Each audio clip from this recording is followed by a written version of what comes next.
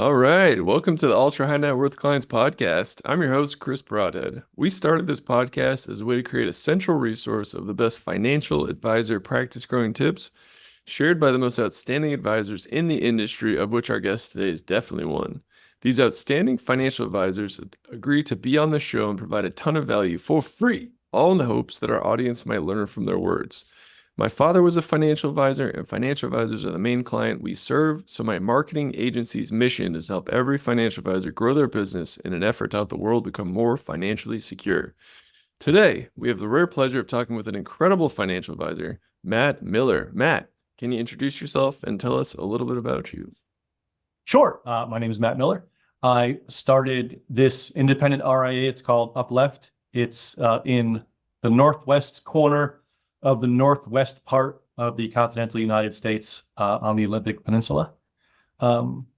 This is after a couple of decades in the industry, then going independent and starting my own thing here just shy of 6 years ago. And so far, so good, Chris. Thanks for having me. Yeah. We're so excited to have you.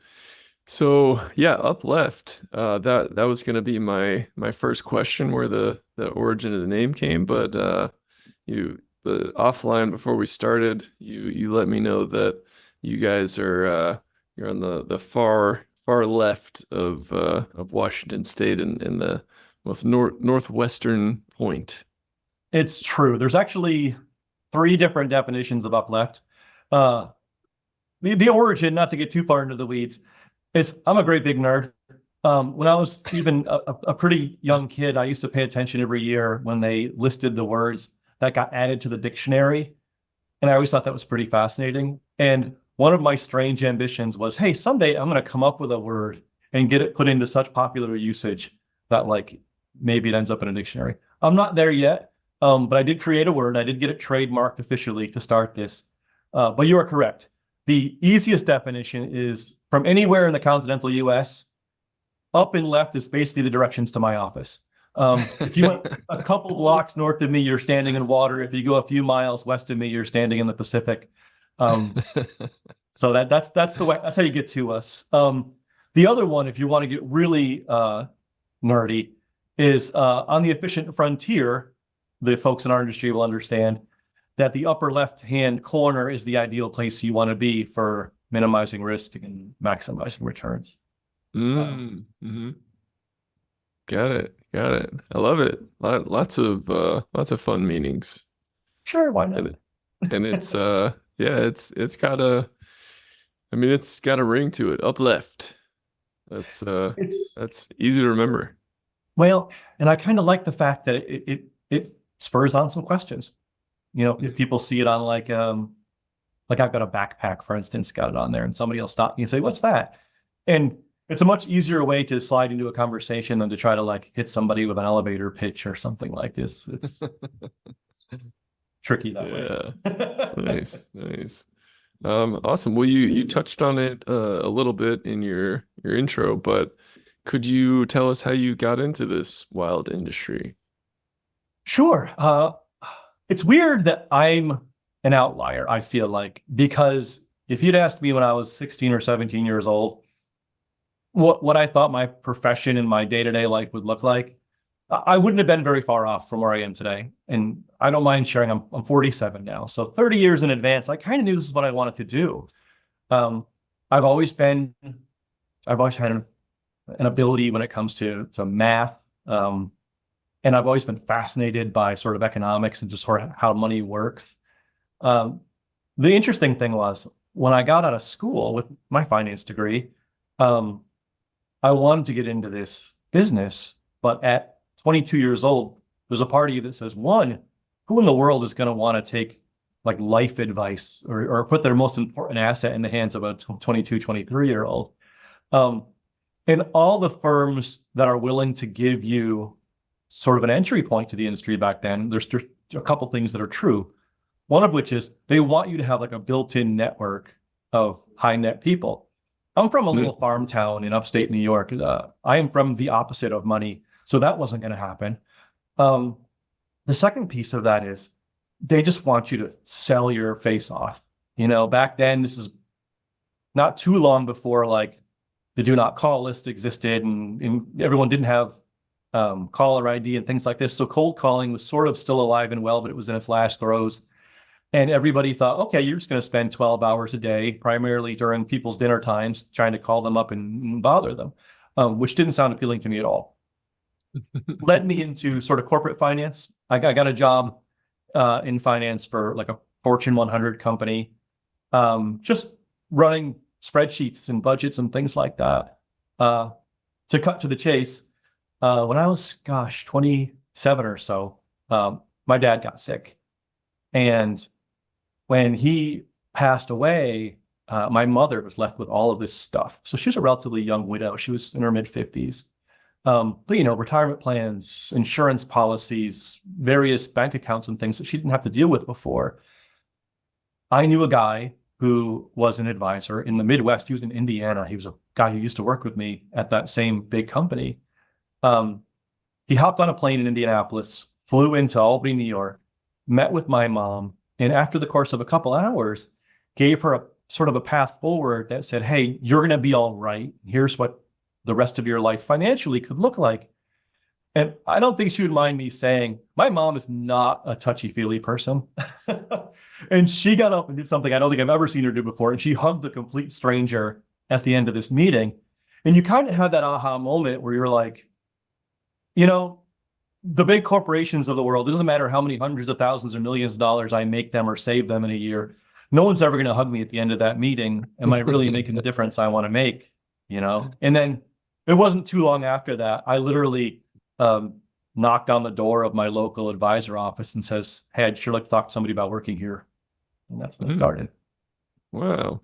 So you saw the tremendous impact that this role can have on folks' lives, and you wanted a part of that.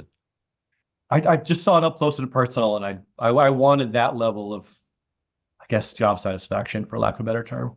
Yeah.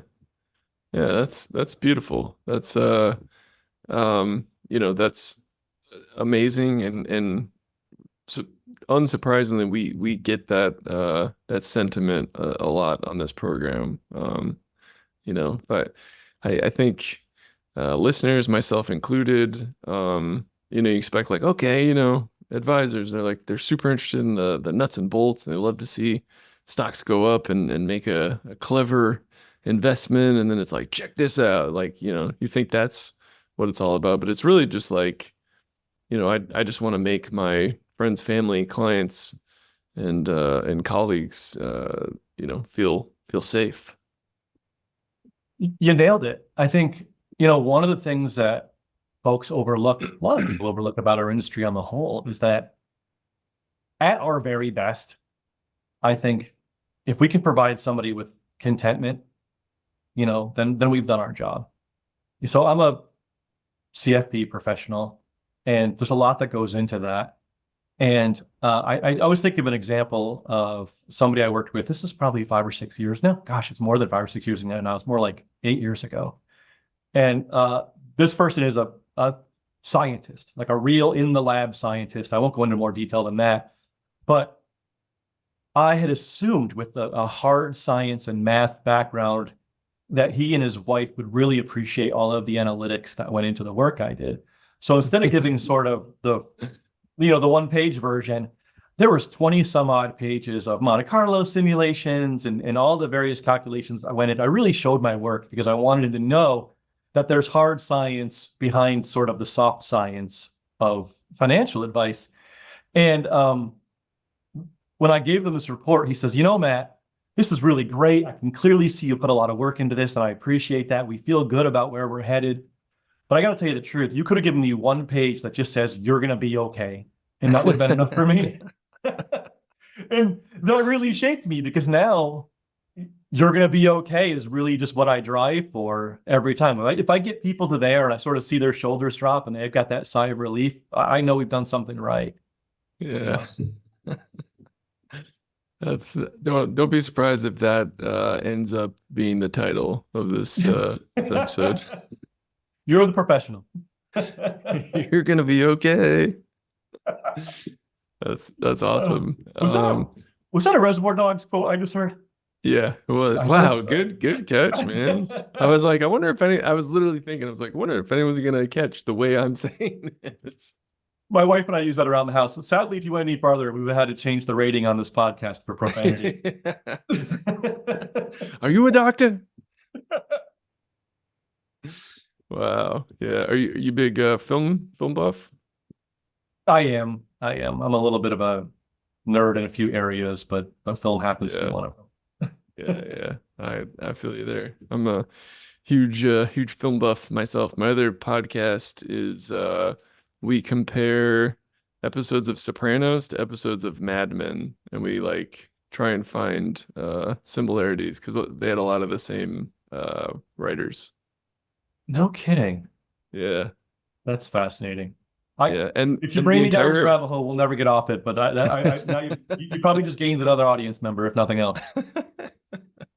and the entire series of Sopranos, like to the minute, is the same as the entire series of Mad Men No as kidding. well. There's some eerie similarities that we have a lot of fun, but yes, but I digress. Um, I'm curious, with to the extent that you're comfortable, could you share, a fun time when a client, gave you some form of a hug for making them feel okay? You know what's interesting? Yes. And this is a client who wasn't a client at the time. It was somebody I'd worked with in the past.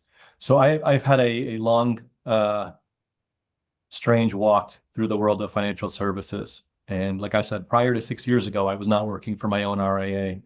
So this is a person I'd worked with in a previous, at a previous organization. And I was walking through the grocery store of all things. And I saw this lady who was struggling to grab something from a high shelf. And I'm just about 6 feet tall. So whatever is in the grocery store, I can probably reach it for you. So I walked over and I reached and I pulled it down. And she goes, "Oh my goodness, Matt." And I said, "Hey, your name here. How have you been?" It had been a couple of years. Now, bear in mind, our industry being what it is, there was non-competes and non-solicitations in place. So I couldn't proactively reach out to this person. It was just a chance encounter. And she's like, "I've been wondering what happened to you. Can I get your number?" So, we exchanged contact information. And she had originally come to me for some standard sort of retirement planning. She had a small side business. There were some things in the family that we were taking care of, basic sort of blocking and tackling. She was very budget minded. And uh, and she had a career in the medical field. But what she really loved to do was paint. She had a main career in the medical field. She had a side business, but what she really, if you gave her all the time in the world and all the resources, she would spend time painting. Mm. And back when we worked together, she said, or I said to her, "Why aren't we making this thing that you really love and enjoy a bigger part of your plan? Let's commit some resources to your passion." So we started budgeting in funds to support not only her painting habit, but a trip every year where she'd get with a group. And the one year she traveled to like Tuscany and traveled around, and they would sit on a hillside somewhere, throw up some easels and paint landscapes all day. And they would compare each other's work and things like this.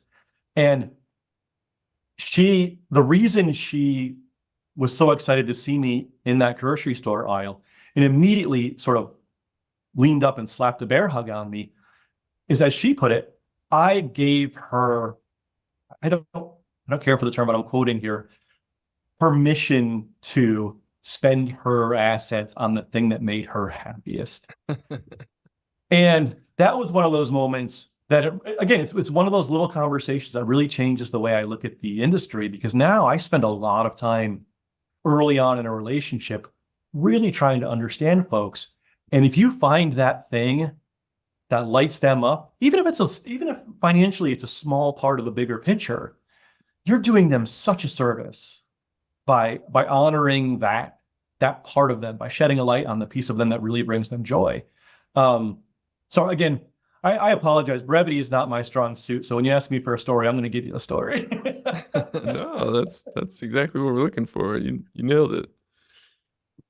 So I think that a lot of advisors would be curious to know if you have any strategies or tips for, you know, pulling or deciphering what it is that truly lights your client up so that you can, potentially help them even become aware of it and then actually, budget and bring it to existence in their day-to-day life. Well, a lot of folks in the industry call it a discovery process, and we're no different.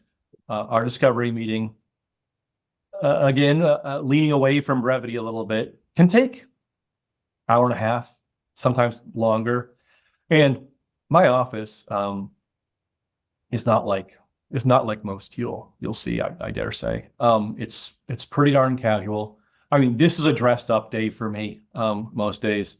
I don't have like a great big wooden desk to sit behind when we have client meetings. Most times clients sit on a couch. We've got a little coffee table, probably a couple cups of coffee. I sit in a chair across the way and we sort of just chat. And the funny thing is, folks have a certain expectation when they come in the door. They have an expectation about what their advisor is going to look like. They have an expectation of what the room is going to look like. They're used to seeing diplomas and certifications all over the walls to prove what a smart guy you are. I mean, I'm pretty sure all my diplomas are in my garage at home, and my CFP certification is rolled up in a tube on the corner of my office here someplace. So between the fact that I'm pretty casual, I'm like I said, I'm 47, which still makes me, 15 years younger than a lot of the people in our industry. And the setting is so casual. I think part of that just helps people to relax and open up. They don't feel that sense of like intimidation or sort of having to perform. And then we get started, and I start off always asking people about their family. I start off asking people about their health. And it's one of those things that I explain to them. If it seems a little weird and a little personal, yes. Are we just having a conversation? Of course we are. But in the back of my mind, am I starting to put together a longevity picture? Probably. If you tell me your mom is 99 years old and just doing fine, okay. If you tell me that you've got a nagging health concern, pardon me, okay, I'm taking account of that. But we talk about people's work. Usually at some point during that conversation, something will kind of rise to the surface. And if it doesn't, I go a little farther. Hey, what do you like doing for fun? And people will start talking. And the funny thing is, you can tell after about, I don't know, half hour, 45 minutes of this conversation, there's this little voice in the back of their head saying, gee, when is this guy going to ask me about the money? They'll come in with like an envelope full of statements or something, and they'll start like kind of fidgeting with it or like playing with the lid.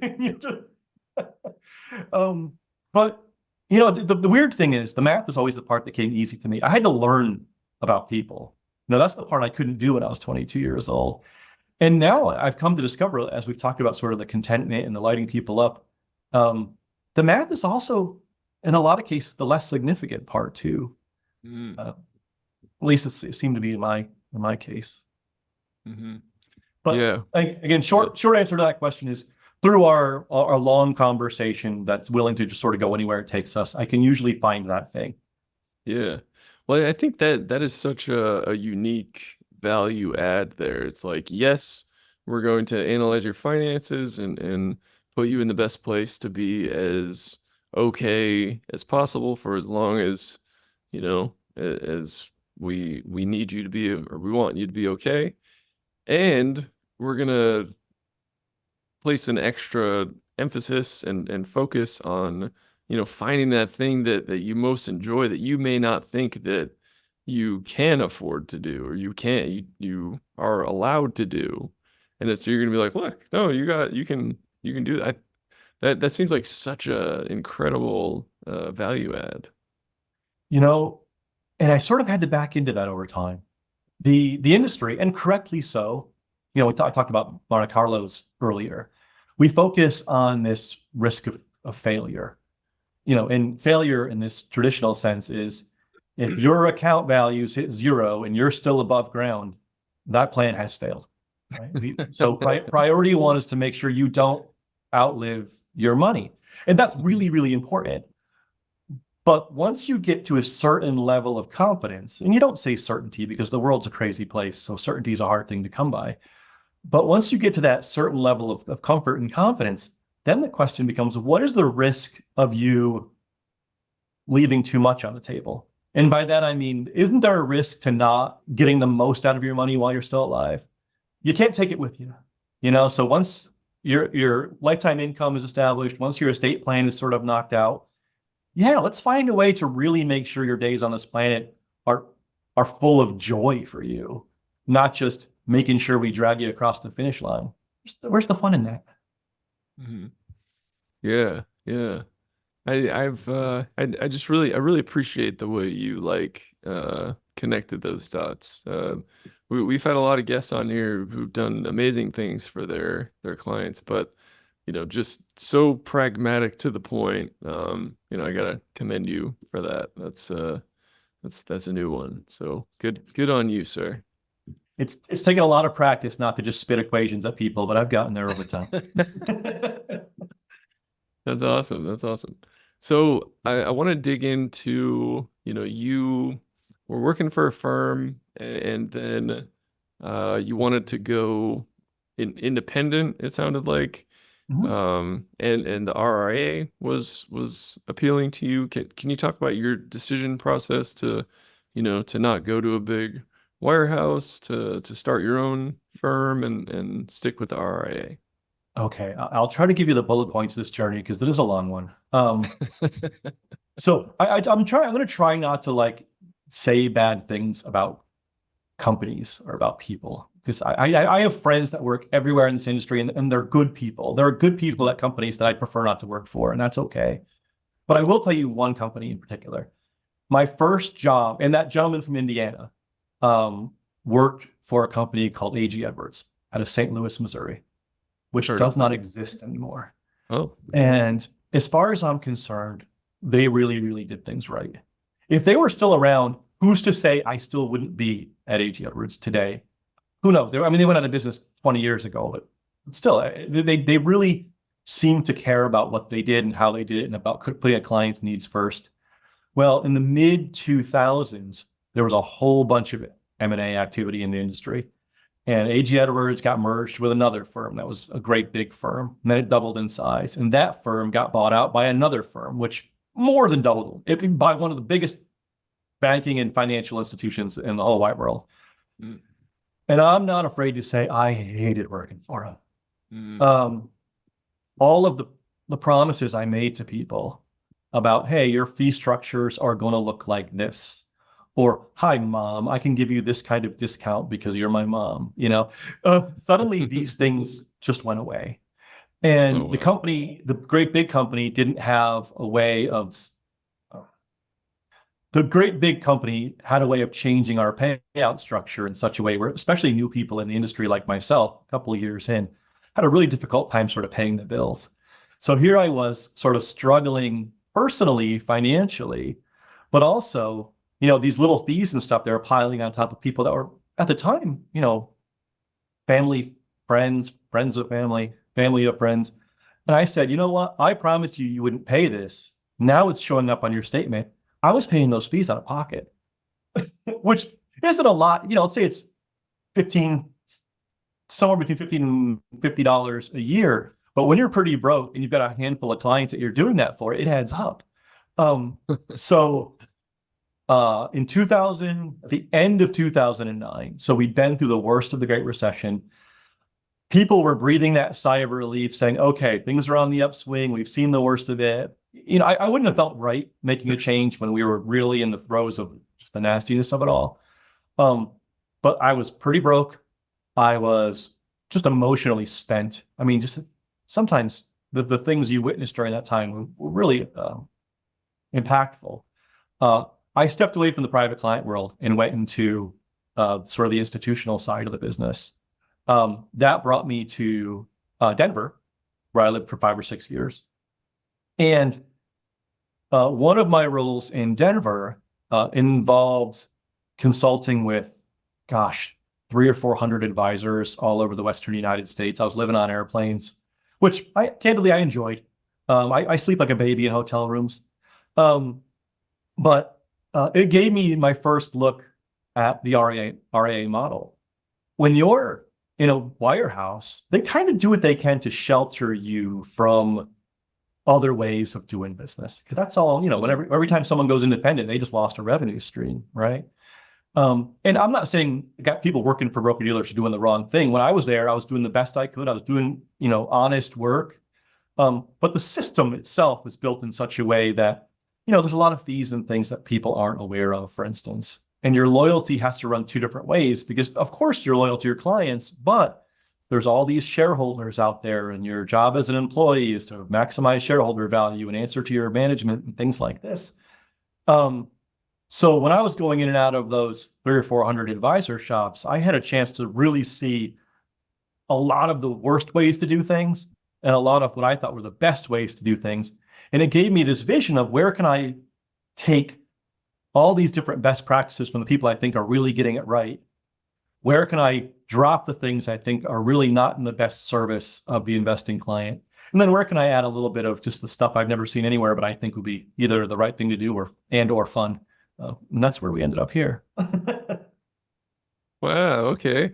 So you kind of you were doing something similar to what I'm doing here. Like I'm talking to a lot of financial advisors, hearing about their practices. You're literally flying to them, seeing it firsthand. Can you share the best things for creating a flourishing practice, and also the most common worst things that you saw? The thing I see that, at the risk of overstating it, sort of infects our industry to some extent, and this is not a surprise to anyone. We've got some gigantic egos in financial services, and it's some of it's just the little things, like when you're plastering your name all over everything. Okay, it's your business. Do that if you want to. And a personal brand is an important thing. I'll grant you that. But I see a lot of advisors today who say, I am it. I alone am the person who can provide this value to these people. And of course, it's my mission to do that for as many people as possible, because that's providing the best value to the world. And, side effect, it makes me a lot more money. But the problem becomes, the shop I was closest to before I started this RIA.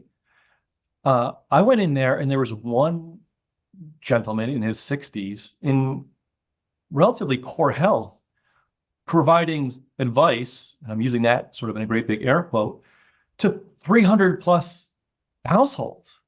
And I'm like, how in the world can you possibly know, how do you know these 300 people from one another, much less know what's in their portfolios and what's right for them and all the changing things in their lives in such a way that you can do this at the level it should be done?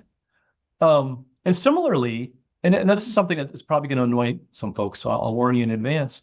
People who still try to do all of the investment decisions and all of the pulling their levers and all of the research and the buys and sells and stuff on their own for these big book of business, that's compounding the problem. Because if you're going to commit the kind of time and energy you need to do this right for people, if I spent 90 minutes doing a discovery meeting with somebody, let's say, and then I did another one in the afternoon, that's 3 hours of that day that I'm not watching the markets. That's 3 hours of the day that I'm not doing research and buys and sells and all of the things that go into managing these portfolios at sort of that granular level. So to the extent that I can use models, to the extent that I can rely on other people's research to sort of build the components of the plans, I do it because I acknowledge the finite nature of my own capacity. So when you ask about, so what I see that was done wrong, that's the big one. And if I take that to its farthest extent, what that turns into, and there's statistics on this from some of the big like M&A firms in our industry, is a whole lot of advisors who don't have a plan for when they decide to hang it up. Their succession plan is to quote unquote die with their boots on, which leaves a whole lot of clients sort of in the wind. So the other thing I see wrong is people don't build their business with a thought beyond their own lifetime. Like I've got the benefit of being young enough compared to a lot of my clients that I'm probably still going to be in the business for as long as a lot of them still are alive. But I've also got a gentleman working here who's, he's an IAR. He's learning really, really quickly. He's coming up behind me. He's 20 years younger than I am. So ideally, I'll fill somebody else in there as well, because I love it if our clients never, ever had to look for another advisor the rest of their life. I love it if their kids and grandkids. And for the first time earlier this year, we actually have 3 generations of a family working with us, which is super exciting. Oh, 3 adult generations of a family working with us. Wow. So that was the bad. Again, another long answer. The good side is sort of the other side of that same coin. I know a gentleman in Colorado who started a business like the one I just described, and then he sold it off and started a new independent RIA and grew very, very quickly. He wasn't afraid to put money into growing his team, and he also intentionally kept his headcount really, really low. I work with less than 50 households today, which means in theory, let's say I take a couple of weeks off for a vacation. If I wanted to, I could dedicate a week throughout the year to just focusing on this family and their needs. And it's pretty cool to be able to say that. And then people, when they come in and they have a question and I get back to them right away, or I sit down, I drop everything and sit down for an hour and talk them through an issue, they feel that difference. I think it matters. Wow, that's awesome. I appreciate your philosophy here, and you're bringing a mini me up into the industry. Something like that. Yeah. He's a really smart guy. He came out, he was a police officer. Oh, wow. So he didn't come from the quantitative background like I did. He almost came from the other direction, where the emotional part, the dealing with people in stressful situations. I mean, if you can take, a call as a police officer from all sorts of amped up and stressful down to a place where people are calm and walking away peacefully. I mean, anything in this world should be, peanuts. Absolutely, absolutely. And thankfully he picked up the quantitative side really quickly. So I'm super excited. I never would have guessed 20 years ago how much joy I would get out of helping other people sort of come up in this business and do it in the way that you can probably tell right now. I'm kind of ideological when it comes to this industry. So to be able to teach people the way that I think is sort of the right way and have them sort of grab onto that, I feel like we're doing our little part to sort of push back against maybe the stuff that isn't so good. Yeah, that's great. Appreciate your service, sir. That's awesome. So we're already near the end of our time, unfortunately. I warned you. Yeah. No, your answers were rock solid and awesome and exactly what I was looking for. So don't, they were the length they needed to be. If anything, I wanted them to be longer. Well, you be careful what you wish for. Awesome. So just one or two more quick questions, and we whatever you call need. it. Yeah. So I'm curious, when you started the firm, did you have a specific client in mind? And now that you've got some days and years and decades behind you, are you still focused on the same client, or has that kind of narrowed, or what? Do you have a specific type of client that you like to work with? Yes, and yes, and yes. So one of the things that I saw when I was in and out of hundreds of advisor shops that I didn't care for is people sort of trying to be all things to all people. Again, I just don't think you can do that many things as well as they need to be done. Sort of the jack of all trades idea.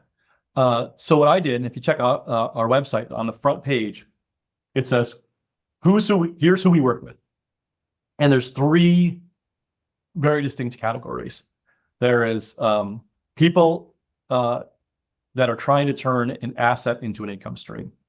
So for a lot of times that's retirees with 401ks and IRAs and rollovers and things like this. They have, okay, I've got this great big lump of money that dropped in front of me. How do I turn that into something that's going to last the rest of my life and give me all the things I want? Sometimes it's people that have sold a business or maybe sold a big piece of real estate, but generally speaking, that's who that is. People taking assets and turning it into lifetime income. We got a process for that is mathematically rock solid. It's supported by some really good statistics, but it's also easy enough to understand that it doesn't intimidate people. So that's sort of column number one. And bluntly, that probably makes up the biggest part of my business. The second part, which overlaps to some extent, but is also a big piece, is people that need more advanced tax management than just somebody who does a little bit of tax loss harvesting between like Christmas and Thanksgiving. We see a lot of that. And again, when I was a young advisor, that's what they told us. Okay, fourth quarter's here. Let's start thinking about scooping up some tax loss harvesting. Well, for starters, that's one of those things you could be doing all year round.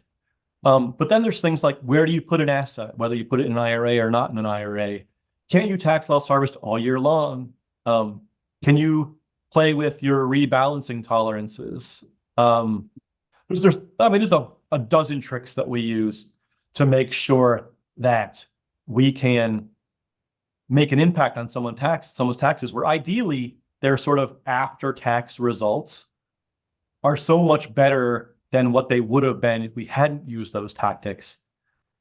This is in no way a guarantee, but we've had plenty of years where our advisory fee is less, our top tier is less than 1%, and if we can save somebody more than 1% through those tax tactics, well then it's a really easy conversation to have when it comes down to fees. Oh, what am I paying you for? Well, forget about all the other great stuff. I paid my bill on tax day. That's a pretty powerful story. And I like, again, I'm a math guy at heart, so I like being able to sort of quantify the difference. So that's sort of category number two. Category number three, which is probably the smallest cohort, is sort of highly compensated folks that are still in their career that just have complicated lives, whether it be options they're trying to deal with or different kinds of pay structures where they can defer some and things like this. I am in Washington. There's a lot of tech workers around, especially over the Sound in Seattle. And they tend to have pretty complicated compensation structures that they could use some guidance on as they go. So that's who I started out saying, okay, these are the three people I really want to focus on. And my book, to a large extent, very much looks like that. The thing, going back to something we said earlier, that's sort of accidentally become, I don't know the statistics on this, but it's accidentally become a pretty substantial part of my book of business, is widows. I don't go looking for them. I don't have any sort of marketing towards it, but I feel like, this all started with my mom, right? And I feel like when people get in front of you and they can tell that you connect to the needs of that person in that situation, I don't have to say much. I don't have to hit them over the head with it. I think I give people enough credit to say, yeah, this guy gets it, So like the person-to-person referral business I get from folks has just somehow ended up with a bunch of folks who have lost a spouse, who I was helping them deal with their situations in a very similar way to that gentleman. His name was Paul. Paul helping my mom deal with hers. So again, that's nowhere in the marketing. It just happens to make up a substantial portion of what I do today. I wouldn't be surprised if on some unconscious level you saw what a difference it made for your own mother going through the incredibly traumatic experience of becoming a widow, and you're just like, I want to help more more folks like this. I think in the end, somehow, with given enough time, our books sort of end up looking like us in a certain way. Like Josh is the name of the gentleman, the younger fellow that works with me now, and he's already expressed, he is a child. I don't think you would mind me sharing this. He's a child of divorce at a very young age. Mm-hmm. His mom is a very, very important woman in his life, and helping people deal with sort of the after effects of a divorce financially. is something he's already really passionate about. And it wouldn't surprise me if somebody interviews him 20 years from now and he's got a whole bunch of divorced people in his business because it's just something that resonates with him. This is not like one of those, what do they call it? It's not like The Secret. I'm not putting some sort of vibration out there, but I think people, I don't know, people can tell. People can tell when you really care, I guess. Yeah, absolutely. Matt, well, this has been absolutely a pleasure. You are a blessing to the industry, and I'm really thankful I got to spend this time with you. I have one final question for you. Sure. And it is an open-ended question. You can take it in any direction that you like. And the question is, what are you working towards? This is the biggie. And thankfully, and for your sake, we've already touched on it, so you don't need to get too long of an answer. It's making sure this outlives me. So for lack of a better description, legacy. My wife and I don't have kids, and we've known each other for 25 years, and that was just never really in the plan. So it's not a tragedy of any sort. It's just a decision. And the difference I can make with people through this is going to be the impression I've left in large part. And that's one piece of it. But the other one, and this is actually a gentleman who worked with me in a previous firm. I hired him into his first job in this industry, and we still keep in touch. We'll sit down for a drink or a lunch or something from time to time. And he still thanks me for being the person that brought him in. And it means a lot that this guy has like a career path that he can do for forever and find very fulfilling that he didn't have before. And when he worked for me, I was a partner in my prior firm that had been around for like 20 something years. And I put the first company health plan in place while I was there. And he and his wife were just about to have their first baby. And again, I don't consider myself to be a particularly touchy-feely guy either. It really affected me to see what a difference it made to put that health plan in place for this growing family. And it got weirdly addictive to bring people into the industry, give them a path forward to do something that's meaningful to them and to other people, and to teach people the way that I think is the right way to do this business. It's really fun and it's really exciting. So now my goal, is to grow, but I guess growing the assets would be sort of a side effect of this because I need to pay them somehow. But to bring more people in, to bring more people, give them a path forward so they can go help more people and kind of just push back against sort of the things that I don't think are the right way to do this. So that's the future, ideally, to find a way to identify talent, to recruit, and to help people carve their own path through this industry. Mm-hmm. Wow, that's beautiful, man. I'm glad there are folks out there like you, man. That's beautiful. Well, it's a lot of fun. You're giving back. So there's some rewards in it for me also. That's awesome. And where can our audience find out more about you? Easiest is upleftfinancial.com. That's our website. There's a bio in there and about me and some contact information. If you go to the area called Logbook, that's the area that would be like the equivalent of a blog.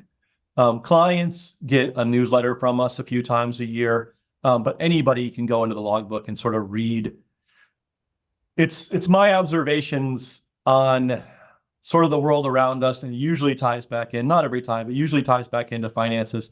But I have found that for the folks that like to work with us, I mean, there's a couple things they want to know. The most important one, and this is going to sound like I'm being silly, but I'm not, is that you think. There are a lot of people out there that just sort of regurgitate what has been told to them, or they sell what they've been told to sell. So the fact that I'm a thinking person who takes in new information and processes it in a certain way, and I think that's step number one. Step number two is sort of how you think. And when folks have read through a few of those short articles and they come in or they call me for the first time, a lot of times they're like, gosh, I feel like I already know you. And that's nice because, I don't want people walking in nervous about what I'm going to be. So Again, long answer to a short question. You want to find out the most about me, my first suggestion, it's upleftfinancial.com/logbook, or you can just follow the menus to get there. Awesome. And we'll be sure to link to that URL in the show notes and on the website. Matt, thank you so much, man. This was a pleasure. I super enjoyed this. It's been a pleasure for me also. Thanks for calling. Yeah, this was great. And to all our listeners out there, thanks so much for tuning in, and keep on growing out there, everybody. See ya.